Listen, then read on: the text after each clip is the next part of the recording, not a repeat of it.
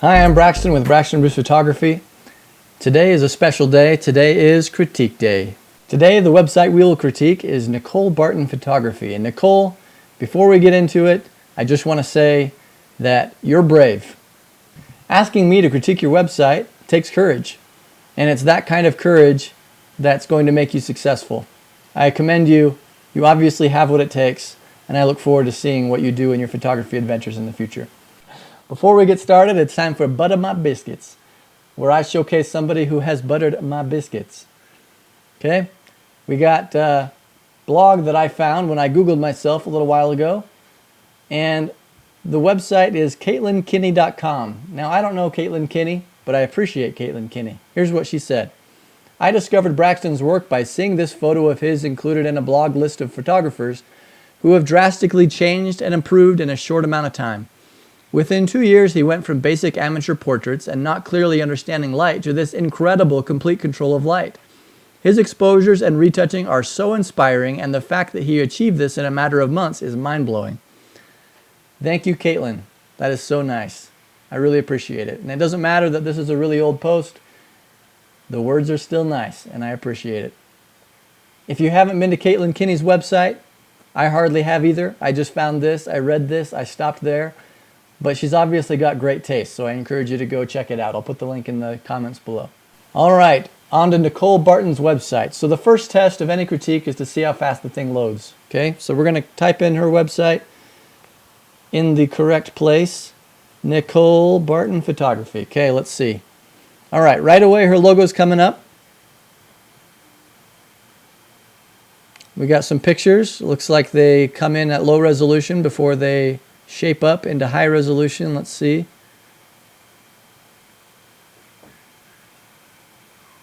There we go. Okay. So that's not too bad. The fact that the logo appears right away is good, because sometimes you go to websites where just nothing appears and the first thing you think is, oh, is my internet down? And so that can really freak people out, and they'll just click away because they think it's just broken. So at least there's that. I like this video that you have.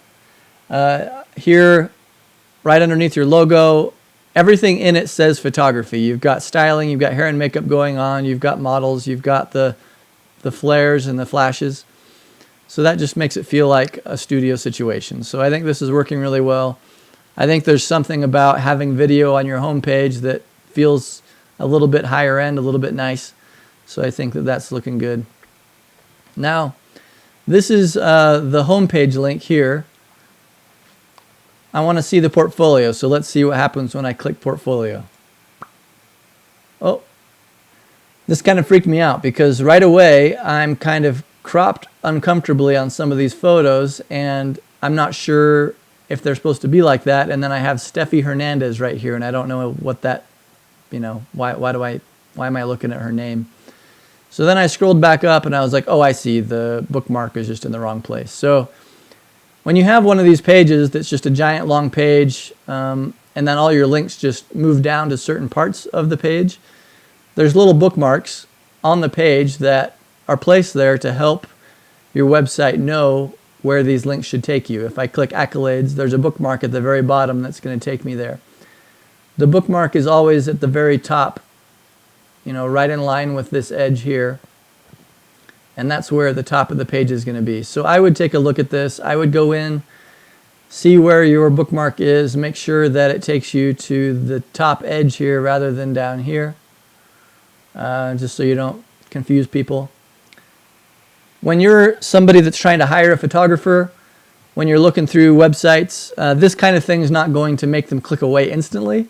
So what it does in the mind, when you're looking at it, you go, oh, this is nice, and then you click this, and you go, well, okay. And then you move on. I mean, you'll keep looking, so it's not the end of the world, but you don't want those little things in the back of their mind making them think, okay, well, if they don't pay attention to these kind of details on their own website, are they going to pay attention to those kind of details on our photo shoot or in our interactions, And it's not necessarily so, but it's just one of those little marks that's made in the back of the mind that kind of makes you wonder if organization's an issue for you, or if attention to detail, etc. So I'm sure it's not. Your work is fantastic, so I would assume, I'd give you the benefit of the doubt there, but I would, if I were you, I would just go make sure there's nothing happening like that so that we can just enjoy your work and not have any caveats in the back of our minds. Okay. So let's get down to the work. Also, the purpose of this is not really to critique individual images. That would take our entire lives. So I'm mostly here just talking about your portfolio and how it's working as a body of work, not individual images and if they're good or not, okay? So the first thing that I see here in just this very first set of images, the things that I'm thinking are, all right, I've got this sort of fashion-y portrait here. Very, very nice. It's got good lighting. It's got a lot of styling. And then I move over here and I've got the same kind of styling but very different light. This is very soft and very high key. And it's a child instead of a woman.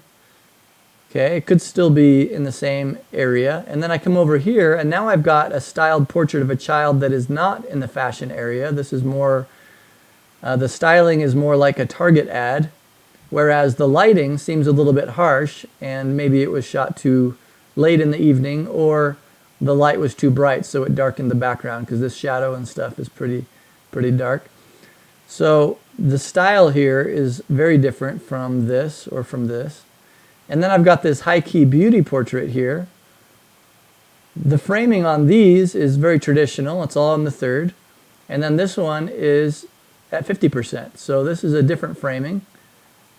But then I go back to regular framing, and this is a commercial photo. It looks like there's a product in the photo, cereal school.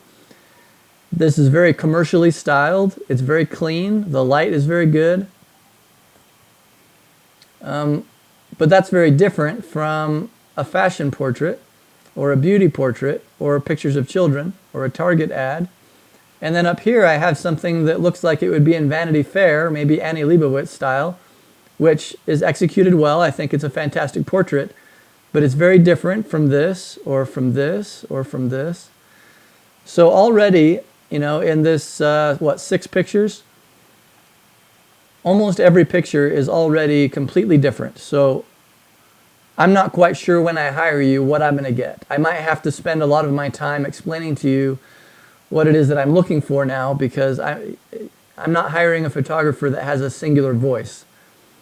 So far, that's my impression. So let's scroll down to the next set. Okay, so I've got a maternity photo now. So that's another area, another genre. This looks like it might be Nicole. And I'm not sure what's going on here. The chain, I thought at first was the product, but then the hands were gold. So then I thought, well, maybe this is some kind of conceptual thing. And then the facial expression looks like a music video or, I don't, like a rap video or something. I don't know. And then the light is very, it falls off into darkness, feels pretty harsh. So I'm not sure. I might even just take this one out because not only does it not go together with the others, but I just don't understand what I'm looking at here as far as, category goes. And same with this one. I might take this out because it's a beauty portrait, but the makeup doesn't look quite as tight as I would be looking for if I were hiring beauty photographers. The light looks a little bit harsh. And so, again, this is very tight close up, doesn't fit with the other things, and the quality is just not quite there. So, you've got this, but you've also got Annie Leibovitz. So I would, this is one of the outliers or the trailing images that I would just take out. Because then you've got this, which is beautiful, and I saw in your accolades that it's won an award. Clearly, this is a competent image. It's beautiful. It doesn't fit stylistically with like this maternity photo or some of these, but it's obviously very good. So this next to this, these just don't quite live up to what this is. This is a nice portrait, but again, it's got a different feeling. It's got like this movie poster lighting with the kickers in the back, which is great. It's a good looking portrait, but again, it's not the same as what else you've done. So this is just going to be the consistent theme. I don't want to say it over and over again.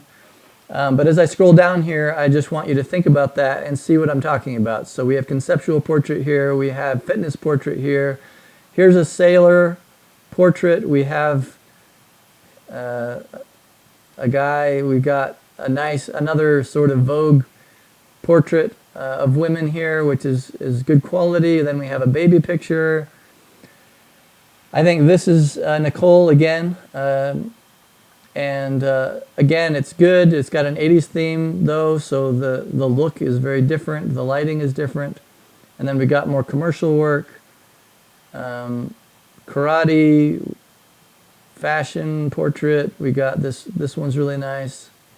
This is nice, but it's more communicative and more illustrative, sort of more of an advertising feel than, you know, most of the portraits. And so anyway, there's just a wide variety. We've got dance, we got ballet feet, we got Christmas, graduation. You have almost every category of photography that there is: maternity, and commercial, professional, corporate portraiture. You've just got so many different kinds. So if I'm looking to hire you, I don't know what I'm getting. I don't know what I'm looking at. The genres are all over the place. The aesthetics are all over the place. You've got stuff in here that's as good as some of the best photographers out there.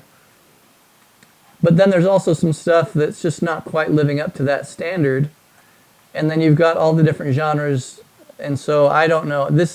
If I didn't know that this was your website, if it didn't have your name on it, if I was just looking at a pile of images that were spread out on a table, I would assume that this was work that was shot by a variety of photographers at a variety of different levels of their career. So I've been there and I've had a portfolio that looks like this before. And you're at the place where you are technically achieving some great stuff, and it's time for you to take your portfolio and curate it. Split it into 3 categories. Get rid of the stuff that's not as strong. I would take out this one. I would take out this one and this one. I would take out some of this personal sort of photography, the maternity and the babies.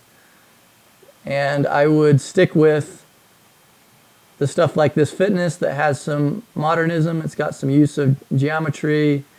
I would stick with these that look like, it looks like to me from what you're saying about yourself on your website and the prices that you've posted there, it's looking to me like what you want to be is a high-end photographer. You want to be someone that's doing work in magazines. You want to be doing stuff that is elevated, and I think that pictures like this are not lending to that, whereas pictures like this are, or this commercial work is.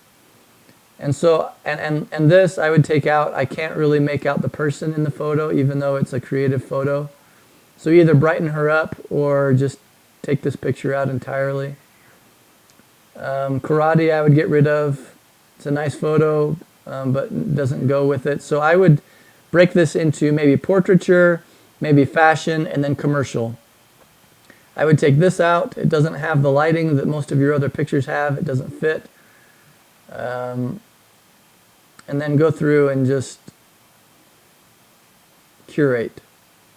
This is the hard part, because I'm sure all of these experiences are ones that you enjoyed. There's things about the photos that are great, like the sky and the background and the flattery, the lady, all of this is beautiful. It's good work. But if this isn't what you're trying to be, then just take it out. People that are trying to do maternity pictures, if they see your work and you've got stuff like this in it, that's got this sort of Annie Leibovitz thing going on, they're going to be willing to hire you anyway. But commercial people who see maternity stuff in your book, they're not going to go for it. They're going to be like, well, this is just somebody that, they're kind of a beginner, and they're doing local stuff, but they're open to something else. They're dabbling in commercial work, but I want somebody, if I'm going to spend $10,000 or $20,000 on a photographer, I want to pick somebody who's been doing it for years, and all they do is the kind of work I'm trying to find. So what I would say is, if this is what you love, then keep this and take out this. Get rid of the commercial stuff and just stick with what you really want to do, because you do great work and you could do either one. We just want to make sure our customers know exactly who we are and what we're trying to achieve. So let's go to the About section. We'll learn about Nicole. Here's Nicole. I read through this. I won't read through it for you now. It's kind of long. But I did what I would do in real life, because this is real life, and I skipped most of this because I said, you're not supposed to write a bio in the first person. Immediately I thought, I don't care. I don't care what the rules are about writing bios. I figure most of this is just going to be about diversity and joy and, you know, just some vague stuff. The part that I saw that meant the most to me was the reason she started, which is she loves being photographed. She loves how the resulting images make her feel, the power they have, the message they convey, and she wants to give that to other people too. So this right here was the part I was most interested in. This is sort of a sales pitch. This is about, you know, purging pain and stuff like that, which I personally have a chip on my shoulder about that kind of wordy photographer bio stuff. This is more honest than a lot of photographers' bios, so I appreciate that. But again, I'm just going to skip to the part that I think has the most substance and move on, if I read it at all. In the packages section, this again speaks to the same thing I was saying before.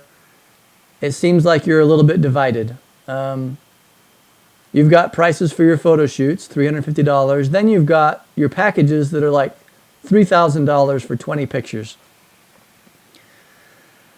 So what this looks like to me is that you want to be available to shoot for local people, and you want to be able to give them a deal and say, you know what, forget about this folio stuff. I'll just charge you $350, and then I'll charge you a little over cost for prints if they're not able to afford $3,000. But you also want to make yourself look like someone who's really high-end, so that if someone's willing to pay that much, or it's a celebrity, they won't think you're just a $350 local photographer, and they'll see you as what you hope to be. So this looks divided to me, and again, I think you should decide what you want to be and then stick with it. If you're advertising to celebrities, if you're trying to get agents to come here and publicists and say, Nicole Barton, we want you to shoot Samuel L. Jackson. Samuel L. Jackson's not going to look at this and be searching for prices on here, right? They're going to come to you because they like your work and they think you're the person that's right for their photo. And then they're going to negotiate price with you in person or over email or phone. So you don't really need to list the super high prices. And then if all you want to do is maternity, you don't want to scare people away with $3,400. You just want to list $350 and then say, and then prints are additional, or you could lower your prices for that or whatever. If this is working for you, then I'm totally wrong and you should stick with it, and that's great. If you're not getting the work you want to get, or you're getting a lot of work that you don't enjoy, then I would encourage you to consider what I've said and either take prices off entirely if you're going for a higher end market, or take off the super high prices and make it affordable for the people that just want baby pictures. Okay. Cool. So content, and then Nicole's got a blog, and this is really great because she's been keeping it updated. This is good for Google search ranking.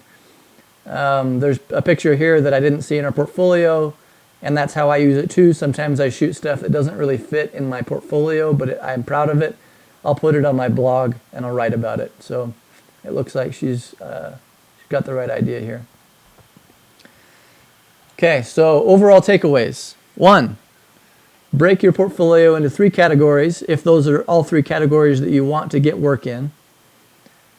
Take out pictures that don't live up to the standard of your very best work, even if it's stuff you love. You know, if there's something that you're passionate about in this image, if this was a great memory for you, or you're proud of what you did here, write a blog post about it or put it on your Facebook page. But I think you should take it out, because really in a portfolio, the weakest link is the baseline for the quality of the whole thing. If you have great images, if you've got something like this, which I consider to be very good, and I'm a commercial person looking for you to shoot for me, and I see this, I'm going to go, okay, well, this is great.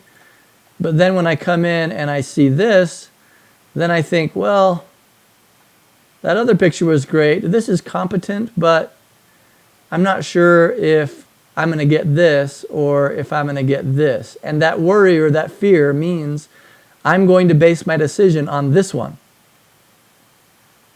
Because I can't risk, I mean, it's not a bad photo, but if I'm looking for something of this level of quality, this just isn't quite there.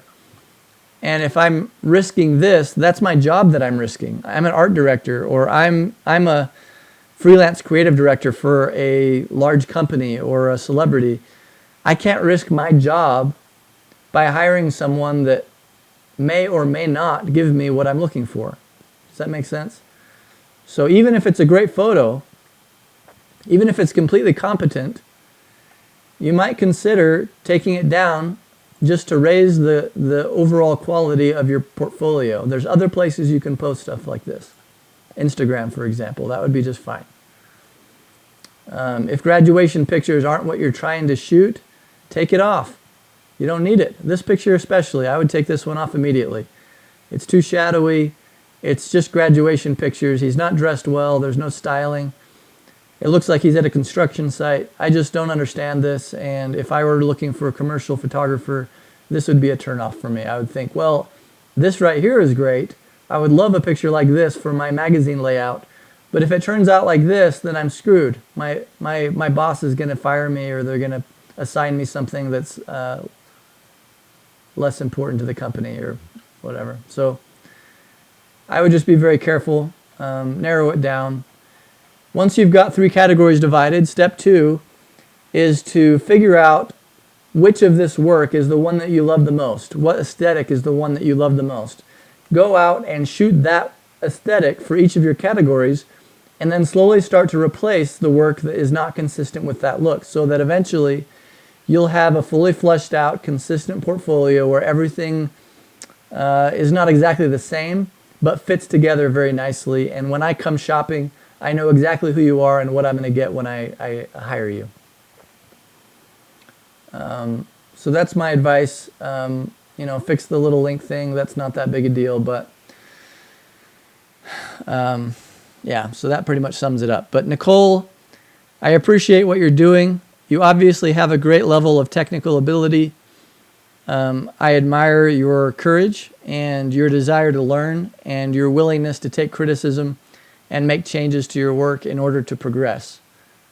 It is clearly that attitude that has gotten you where you are now, and it's that attitude and your willingness to continue in the face of rejection or not quite getting what you want out of your work that's going to help you to get where you want to be in the future. So thank you for this opportunity to review your work. Everybody else, if you would like me to do a critique of your portfolio, leave in the comments below a link to your work, and I'll take a look. If you like this video and you'd like to see more, click the like button, click subscribe, share it with your friends, and I'll have more content coming your way later this week.